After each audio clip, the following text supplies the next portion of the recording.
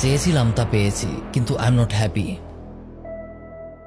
শেখ হাসিনার পদত্যাগের খবর পেয়ে যতটা আবেগ আর আনন্দ নিয়ে আমি গণভবনে ছুটে গিয়েছিলাম, বাড়ি ফিরে আসতে আসতে আমার আনন্দটা ততটাই কমতে শুরু করেছে।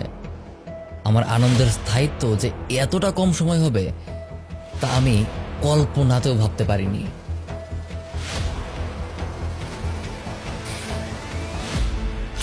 ভেবেছিলাম দেশ স্বাধীন, জালিম সরকারের হাত থেকে মুক্তি পেয়েছি।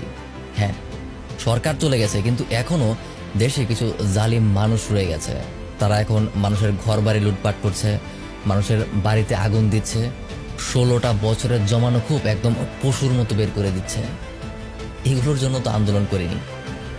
আমি বাড়ি এসেই বেশ কিছু মেসেজ পেয়েছি। তার মধ্যে সবচেয়ে বেশি যেটা ছিল, সবার মধ্যে একটা কমন লাইন ছিল, সেটা হলো, এটাই কি আপনাদের স্বাধীনতা? আর ছিল এমন কিছু ছবি। প্লিজ প্লিজ আমাদের স্টুডেন্টদেরকে ফেল করে দিয়েন না।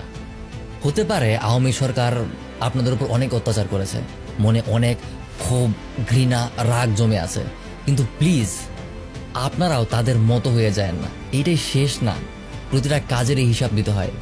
নিজের বিবেকটাকে একটু জাগ্রত করেন। এই প্রতিহিংসার রাজনীতি থেকে বের হয়ে আসেন। আপনি দেখবেন এই কারণেই আন্দোলনকারী ছাত্র জনতা বলেছিল, বিকল্প আর যেই হোক, অন্তত বিএনপি না। সেই কথাটাকে এত দ্রুত সত্যিতে পরিণত করে দিয়েন না। এখন হয়তো দেশ সরকারহীন, কিন্তু দেশে সরকার আসবে। প্রতিটা কাজেরই হিসাব দিতে হবে। অন্যায় কাজ যে অবস্থাতে যেই করুক না কেন, সেটা অন্যায়ই থাকে। আচ্ছা, ওসব বাদ দেন, আপনি একজন মুসলমান তো নাকি?